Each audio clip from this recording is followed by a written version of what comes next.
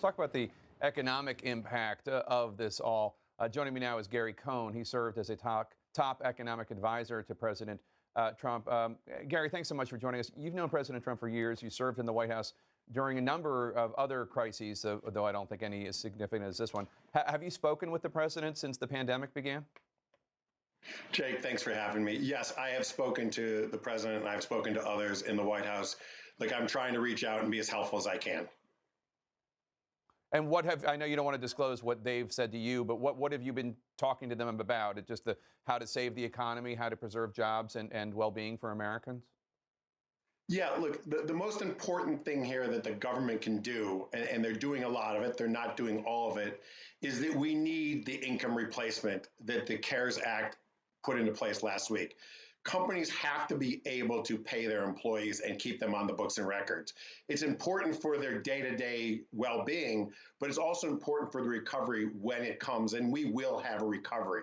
You know, if we keep people on the books and records, they will know where they work. They will know where they're going back to work. And when it is time to start the recovery, you know, sort of inch by inch, we will know what people go back to work, where they go back to work. We won't have to start with a new hiring process, and we will be able to stimulate economic growth faster by keeping people on the books and records.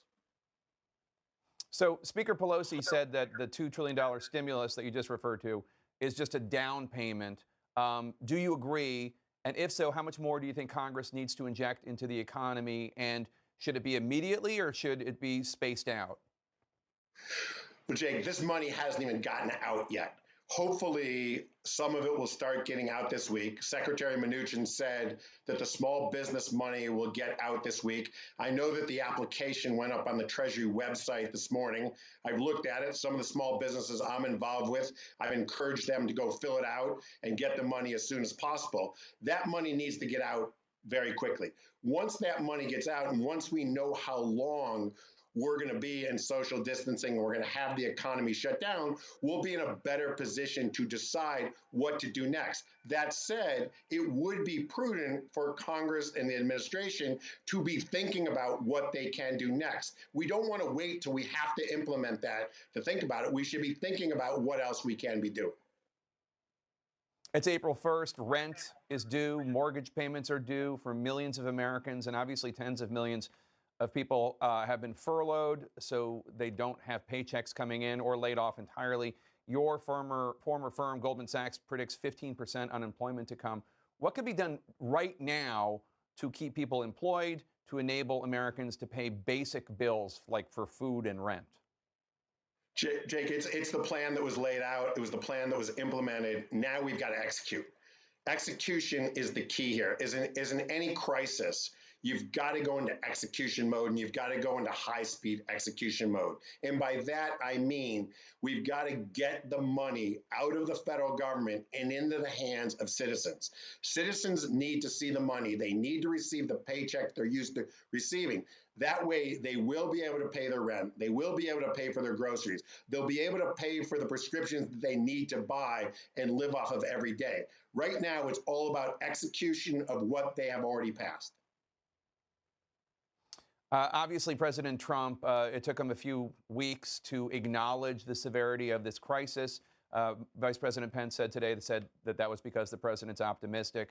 I know you like to stick with the economic matters and not the politics of it all, but let me ask you, would it have been less of a shock to the system if there had been more acknowledgement earlier about what was to come?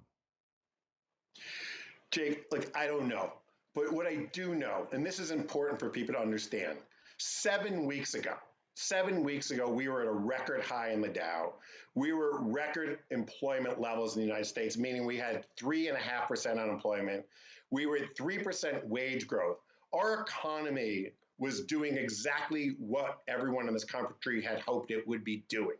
In less than 7 weeks, we have rightfully and justifiably asked American consumers to stop consuming. And remember, we're an 80% consumption economy. When you ask people to stop driving 80% of the economy, you're going to get an economic move like this. Now what we need to do is exactly what the legislation that was passed last week is going to do, put money back in people's pockets to pay for their basic needs, and continue to move forward in more normalized fashion as we possibly can. Look, we still have some issues that we need to fix. The oil market is still broken. We've got to get the oil market fixed. Look, we worked for decades in the United States not to be dependent on foreign oil imports. And once again, we may go back to a point where we're dependent on foreign oil imports. This is not just about oil, it's about alternatives as well. We need to be self sufficient on energy in this country. And I think the president needs to get involved in the price of oil right now. All right, Gary Cohn, thank you so much. Stay healthy. We appreciate your coming on. You too, Jay. Be well.